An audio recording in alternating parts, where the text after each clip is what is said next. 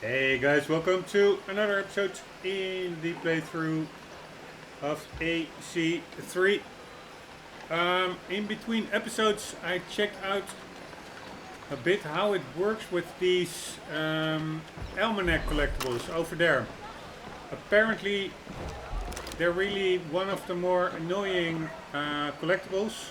They fly away in certain directions depending on how you which side you approach them from, and then eventually they will fly off, so you have a limited amount of time, I think, to catch up with it,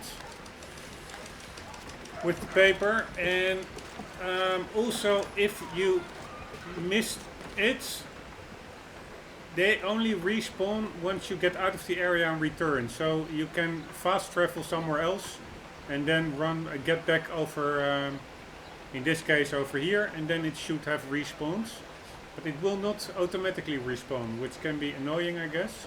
And what a tip was from trueachievements.com, I think.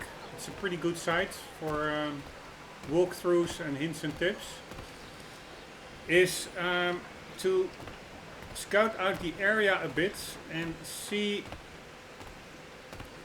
a path that looks the best to push the almanac into, so to say. So for instance, I see some guards over there.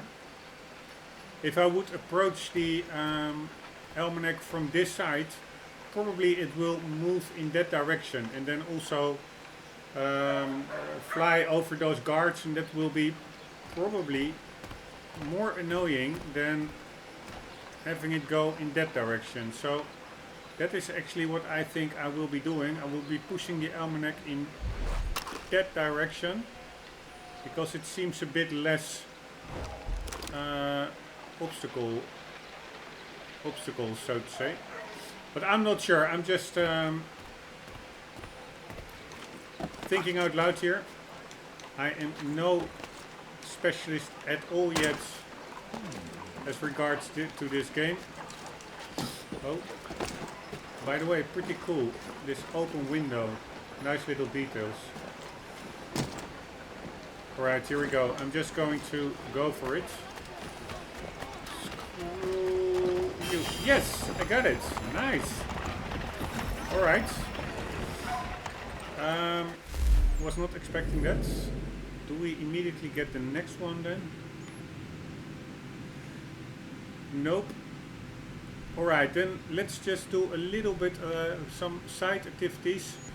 There are vigilantes here. Don't ask me what they are, but let's just no, wrong button. Let's just see what that is.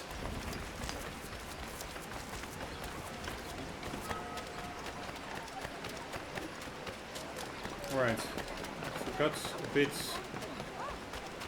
where they were.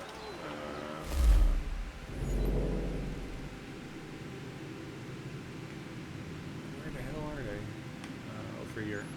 Alright, I go to the right and then I assume this is a kind of a market or maybe a waterway actually. On the opposite side of the water.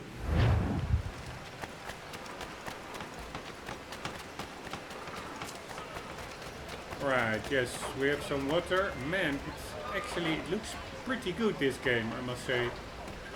For a flipping PlayStation 3 era game.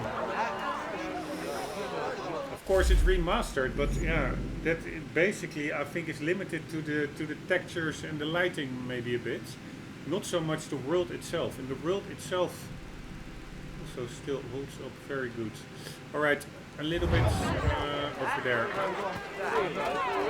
Like I'm talking about all the animals, the buildings, the NPCs. It really feels quite engaging. It's a nice world. Alright, here's a guy waving. Oh.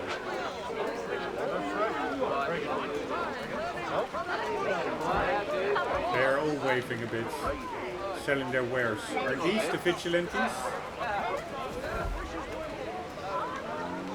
Nope. Are these the vigilantes? Nope.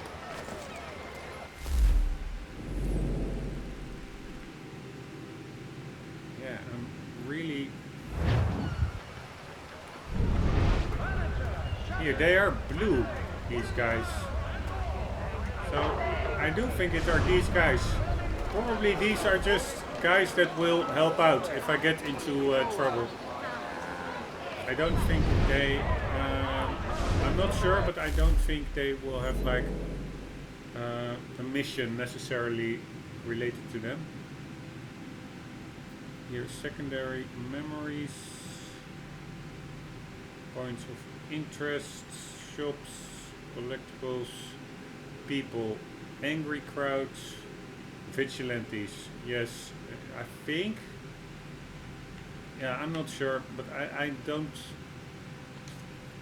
seem to be able to activate anything here. So I think that is just on the map for if you want to have a fight, you can run towards them and they will help out maybe, hopefully. Have responded favorably to efforts to reduce strife between their people and ourselves. Alright, so what are we going to do now? There was like this interactive conversation, but I think it's nothing more than a game in a bar, which I will be playing later. Let's check out this conversation over there.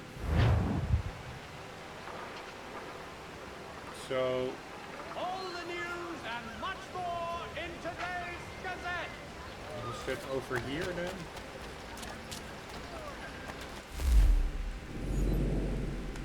No, other direction. Right side of the water.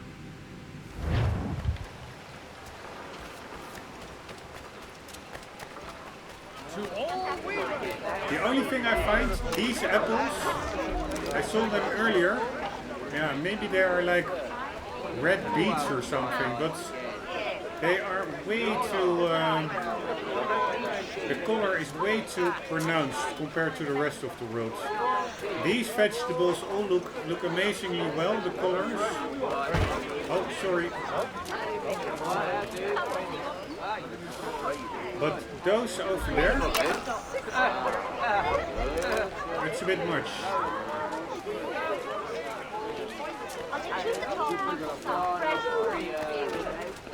Rog Strix. I don't want another one. Alright, there should be something over here.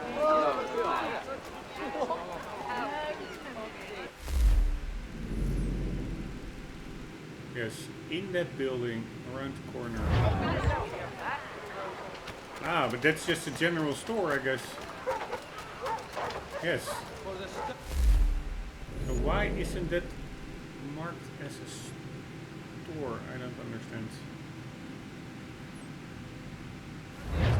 There's also a courier or something. Call upon John Cooper for 7 generations. Coopers, the name you can trust. Alright, don't ask Gentlemen me. dilettantes, amateurs, and the curious public. Toby Locke will demonstrate tomorrow by the Belfry his latest What to do here. flying contraption.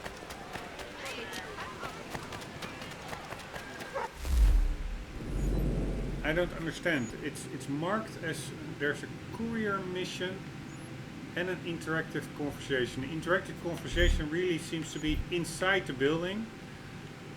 So that would be just the general store where we were earlier in one of the main missions to buy a sword and a pistol. And then outside of it, it seems to be a courier mission on the corner, but I also don't understand why, look, for instance here you have like a store. Why doesn't this store also just have a store symbol? Unless, I think one of the guys, I'm not sure, maybe it was Franklin or so the guy from the Almanacs. Let's see about those Almanacs, who they were from. They said if you want to, I think he said if you want to speak to me later, meet me in this, I will be in this general store. So maybe it is that guy where the interactive conversation icon refers to. One moment, discovery, collectibles, almanacs. It doesn't really say who was the mission giver. I forgot his name. Notification, database, items, events, individuals. I think it was Benjamin Franklin actually. Let's quickly check it out. Benjamin Franklin was a renowned inventor, diplomat, and one of the signers of the Declaration of Independence. Translation: he was a rock star of the age. Benjamin Franklin was born in Boston in 1706, the 10th son of a soap maker. 10 sons. I guess his parents couldn't afford television, and also there was no television. He began working for his brother.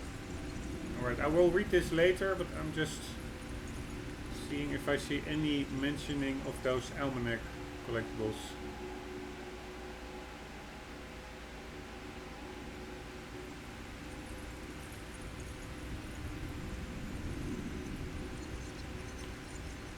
Holy shit, these are long entries.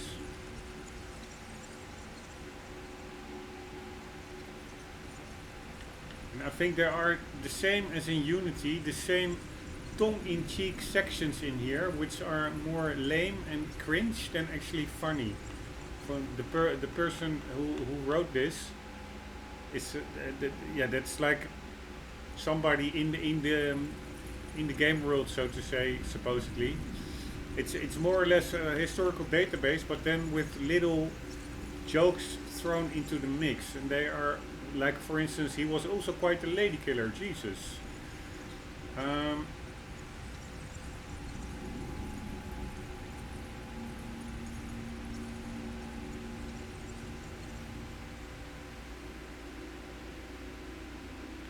Yeah, so it's not really funny.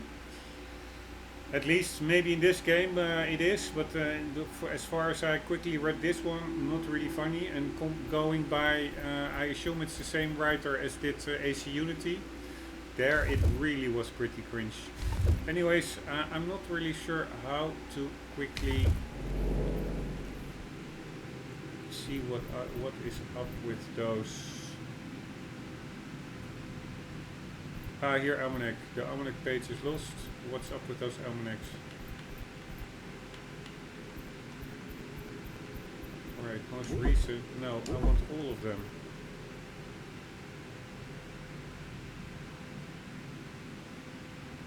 You can quickly jump over obstacles. Yeah, I really have to do the training center at one point as well. Yes, I will have to go and read the manual. But we'll do that later. Oh shit. Now, by the way, let's see how big that manual is.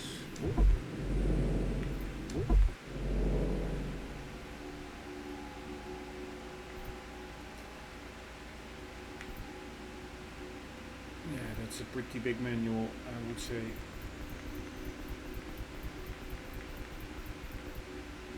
I will probably not do this in the playthrough. I will just read this in between episodes, because otherwise it will be a bit boring probably to just put this into a YouTube episode. But there will for sure be little items that really make it worth going through it all, even if it are only 2 or 3 entries with little button combinations that are not clearly explained or not intuitive from in the game itself. They really can be quality of life things to know, so to say, so it really pays off to read through it. For instance, I understood there's a quick way when you pick up a musket. I was like in the previous episode, how can I drop it? And I think that is holding the right shoulder button and then B to get her or something. Or that is like switching it up with other muskets on the ground. So you don't need to reload, which is a really long animation. You can just pick up a loaded musket if it's lying around. You can quickly swap them. Little things like that really makes the game more enjoyable. But I will do that later on. For now, yeah, I think there should be maybe that Almanac guy is in the store. Yes, here he is. Who was this again? Cannot Hello read. again. More almanac pages? Not quite. It's a treatise, actually. Oh? Concerning what? The benefits of taking an older woman as a lover. Really? This I'd like to hear. First and most obvious, they're wiser. And so this makes for far more stimulating conversation. Makes other things more stimulating as well, but more on that in a moment. All right. Your argument for experience makes some sense. Second, when beauty fades, women must improve their utility, lest they be discarded and forgotten. Rare is an old woman who is not also kind, compassionate, and good. That's something of a generalization. But also true. Now, on to the third. Older women cannot conceive, which means one less thing over which to fret. In fact, you also decrease the chance of acquiring something like the French pox, its presence clearly visible, or the woman dead. And should one desire a child?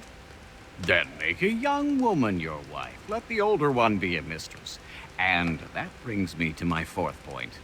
With age comes prudence. An older woman is less likely to reveal your indiscretions. Yes. I suppose you know quite a bit about that. And proud of it, thank you.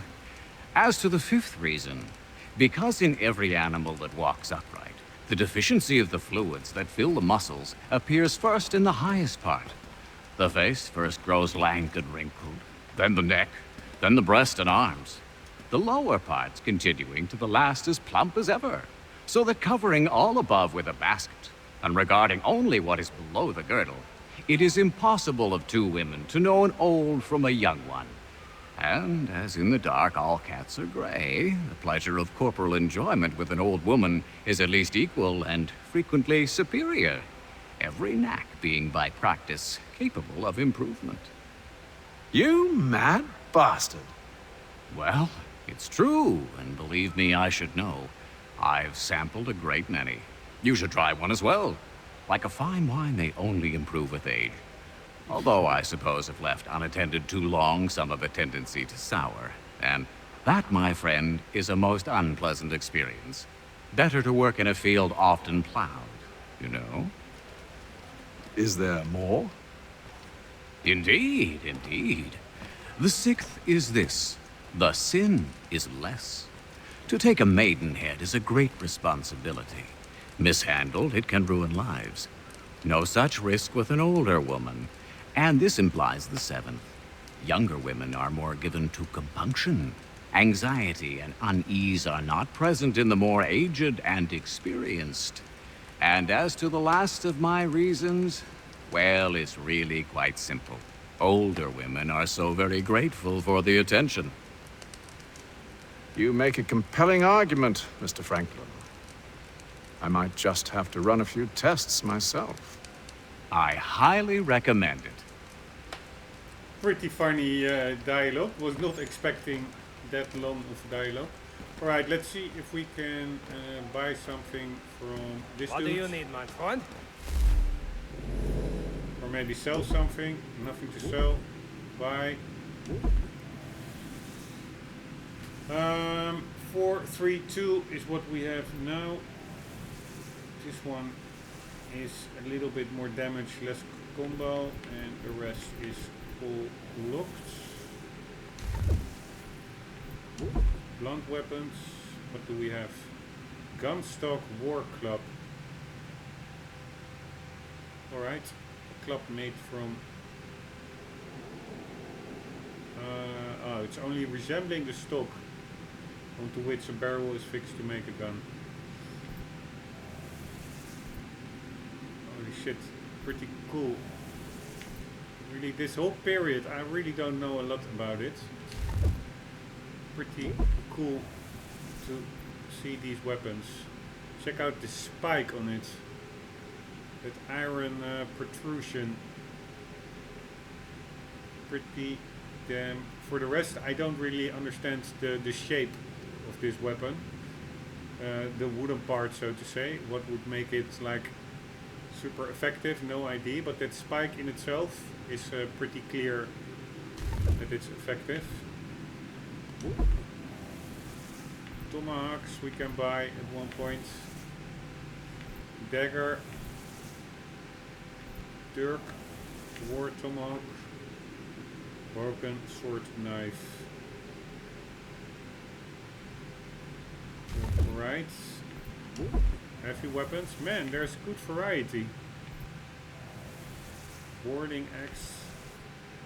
And also in each menu, it's not like in Unity where you had like 50 entries per category. That was in my view a little bit, yeah, you couldn't see the forest for the trees, so to say, anymore. Firearms, flintlock, we have that one. Double barrel, apparently this one you can shoot twice before reloading, which is pretty handy, I read. These other ones, I think they all shoot once, but multiple bullets in several directions, which can be a bit inefficient. I'm not sure how scarce bullets will be in this game. Pretty cool. English flintlock, royal. Man, these models look pretty good. I do find this one as well. Pitcairn Putnam. Pirate flintlock. Man, pirate flintlock. I'm really already looking forward to playing Black Flag.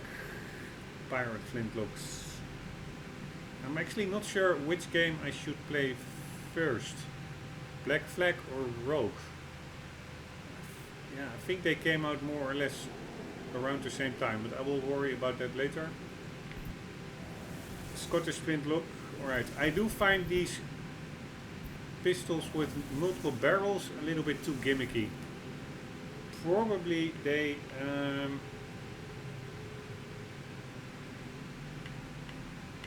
were a real thing, but yeah, still they look very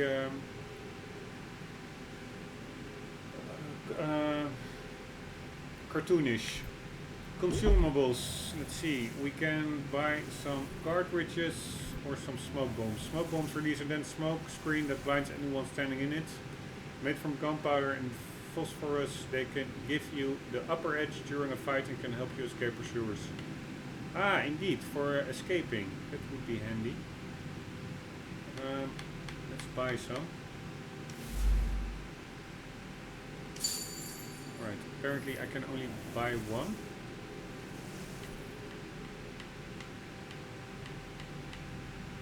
Buy more? Yes, I think I still had one, so probably, yeah, I now have 3 out of 3. And the other consumable was cartridges. No, I have 8 out of 8 already. Citizen mission items. Ebony hammer handle, hardened steel hammerhead. Alright, that's probably for a side mission. Outfits. New York. Baltimore. Oh shit, they look almost the same, right? Different colors a bit. Boston. Ah, this really looks classical AC3, I guess, from Connor wearing that. Jamestown. Again, they are, if you ask me, a little bit too similar. I really, it's only the color almost that's changing. Yes, I think it's basically the color. Some minor details maybe. The materials may be a bit different, but... Alright, Philadelphia, black, pretty cool. Charleston, Assassin. Ezio, he's also here. It's pretty funny that those outfits They really appear in all the games, at least in Unity, in this one. Altair.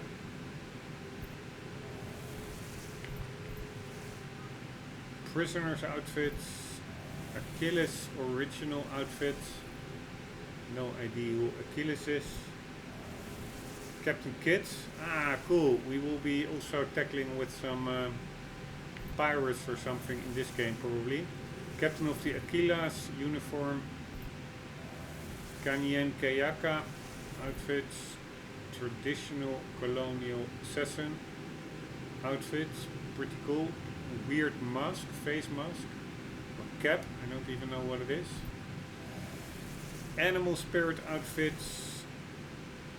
Or fox used as a hat. Bayek's outfits. Isn't Bayek, that's the guy from Origin? How can he be in this game? This game came out like 8 years before. Probably because this is the remastered version, I guess. Shay Cormac's outfits.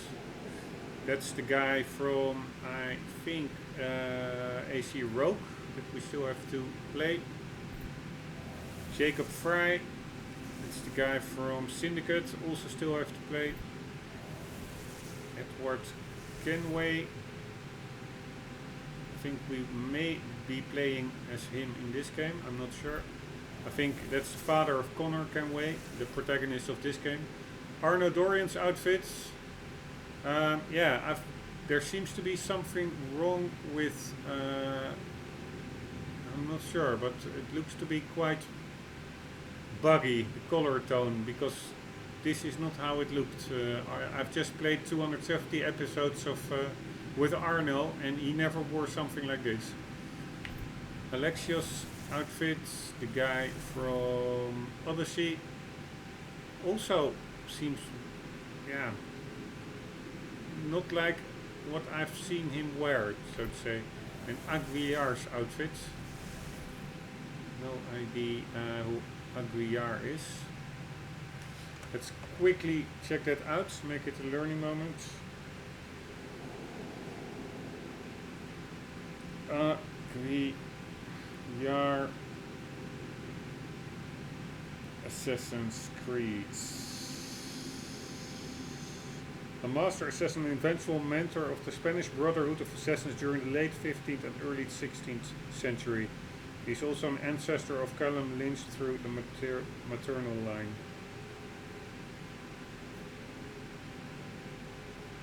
Alright, and in which game did he appear?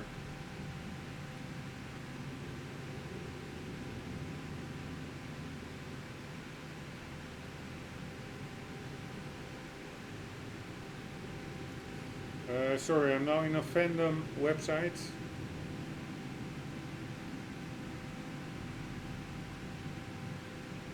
Yeah, he did appear in a game, but again, why are here? Aguiar de Nera is a character from the game Assassin's Creed Rebellion. Alright. I don't understand in one of those fandom websites why they don't really clearly put that all at the front in which game he is. It's such fundamental information. I really don't understand that. Assassin's Creed Rebellion is a mobile free-to-play strategy RPG action game. It follows the Spanish assassins under Aguiar de Nera during the Spanish Inquisition. Alright, totally new for me. Anyways, this outfit, yeah, seems, I wouldn't say buggy, but also the breastplate being all black. Yeah, it seems buggy, and this one as well. The textures, they are just, looks like he was swimming in a drum of oil, it seems. But alright, and then maps. We can also buy maps. Oh, that's handy for the chests and stuff. Alright, that really makes collectible hunting a lot easier. I was already afraid, just like in Unity. I've been running around literally for 60 40-minute episodes, or maybe 50, trying to locate all the chests on the map, and that is pretty nice. That will not be needed over here. And I think there's not even any requirements to clear them out. The only reason I think I can't buy them, no, they are locked. I wanted to say it's because I don't have enough money, but I do think they're locked. Trinket maps. Alright, so I think almost all the collectibles are just on these maps. Very nice. It does take away a bit the challenge, and with that the sense of accomplishment of doing it yourself. So I could still try to find them all myself, but probably with all the games I still will have to do, like Black Flag, Rogue, etc. I will probably just do this with maps. Alright, so that was also a learning moment a bit on how these stores work. Hancock store number 5. And let's get out. See you later. I'm not even sure. Was that guy?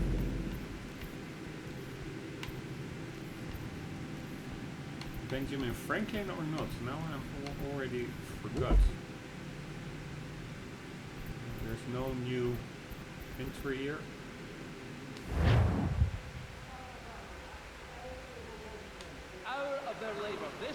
Alright, anyways, let's continue. There's still this courier mission, right? Yes.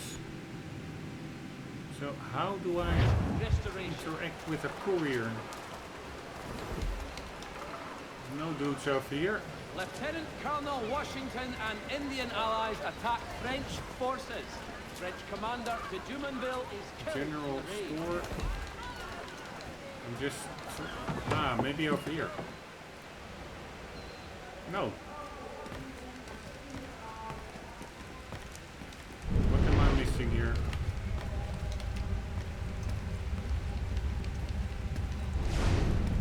Mein Herr would like... No missions or anything with this guy. I owe you a great thanks, by the way. What for? Speaking with me. You see, I have very few friends in Boston these days. And what did you do to earn their ire? Started with a cartoon I drew, suggesting unification. How else can we hope to withstand the French menace? I proposed something similar at the Albany conference as well, and it ruffled quite a few feathers. See, I've begun to wonder if Parliament best serves our interests.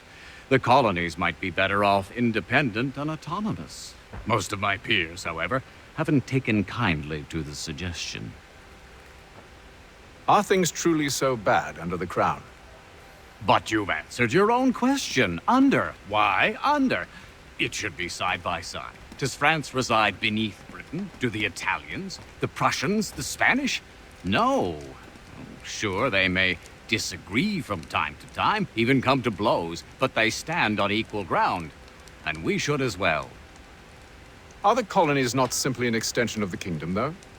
Another borough, if you will? No, we are not. We've evolved into something else, something distinct. I suppose it's only natural to desire parity. We leave behind our parents, our childhoods, our homes, and seek to find a place in the world. If it's true for a person, why not a nation? Yes, exactly. Interesting.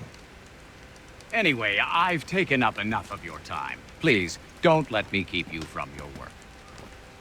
Right, he was talking about the French menace. Well, I think in the AC Unity, which took place in France, I actually read that France was actually supporting America in its independence war against the British, because France and England itself were enemies.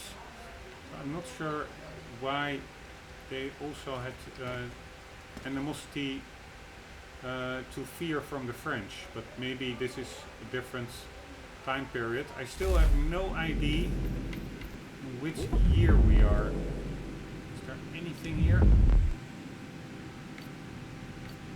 Nope.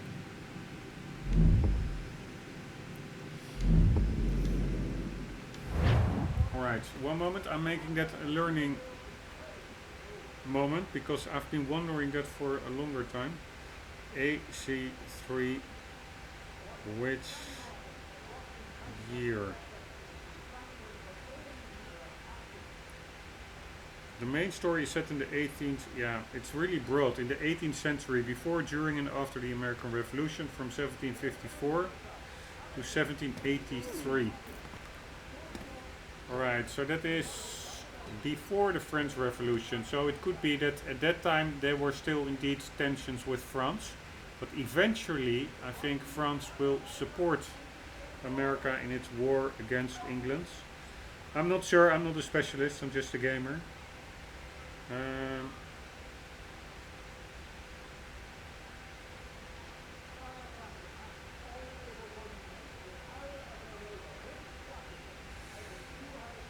Alright, let's just continue. That was, yeah, not really specific enough, that time range. I really would like the exact year, but yeah, let's do that later. Anyways, no courier missions in here. By the way, it is pretty cool how much dialogue there is in this game. Does he have more? Can't talk right now, I'm afraid. Alright, it's exhausted. On John Cooper for 7 But it's generations. quite interesting A name you can trust. dialogues. Ah, is this a courier? No. Notice is hereby given in future, none shall be admitted to see the new manufacturing, lest they pay 1 shilling in lawful money. Alright. For the finest, daintiest sleeve ruffles this side of Paris, step into Miss Gatehead's parlor. Alright, you tell me, seriously, where is this courier mission? It's right on the corner of the shop. Is it maybe like a bulletin outside or something? Should be really over here. Here. Lieutenant Colonel This guy is Washington and waving. Indian allies attack French forces. French commander Ah, de here we go. Dumondale is Central killed Boston today. letters. What do I need to do? Lieutenant Colonel Washington and Indian allies attack French forces. Alright, I did Commander get de something. Dumondale is killed. Now what? Ah, I have to...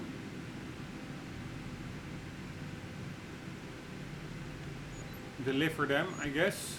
Why wasn't there any dialogue or objective marker or anything? It's a bit weird. Anyways, let's deliver it.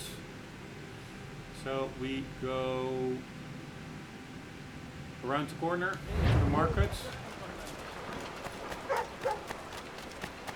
Doing a courier mission.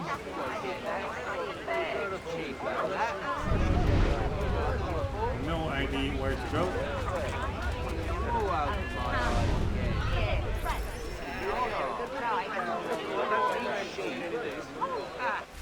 Do I need to deliver it to a specific person?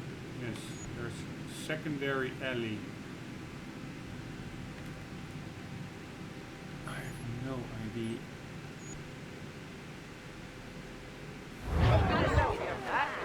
Deliver the letters in Boston. Where is that alley? There are some alleys.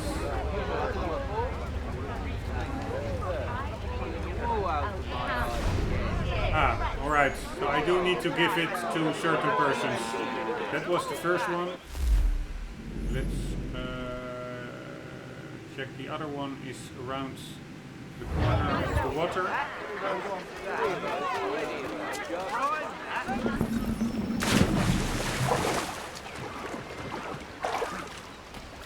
Maybe this guy? Yes, very nice. I'm going strong. Still 30 seconds in the episode, so maybe I can still make it. Oh.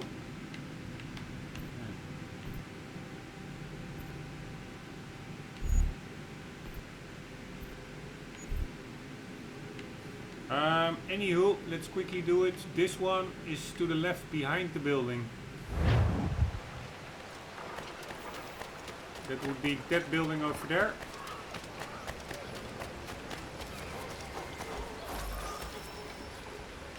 Deliver the letters.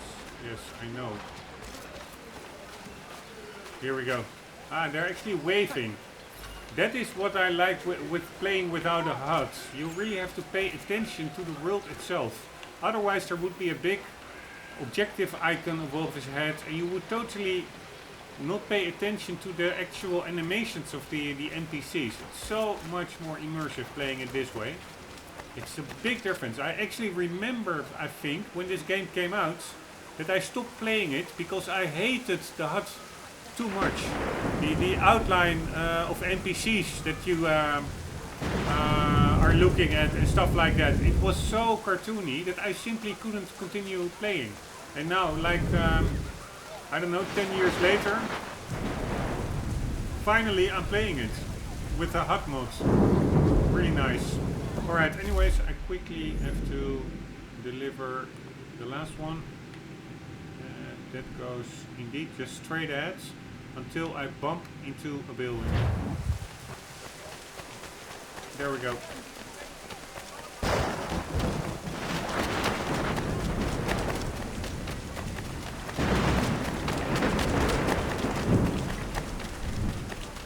There we go.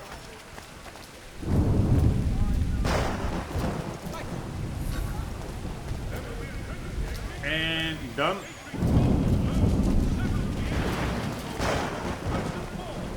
Alright, I will have to end the episode here. Let's see what we're going to do in the next episode. Let's do the Almanac in the next one. Guys, hope you enjoyed. I hope to see you there. For the meantime, do not forget, always do keep on gaming. See you later.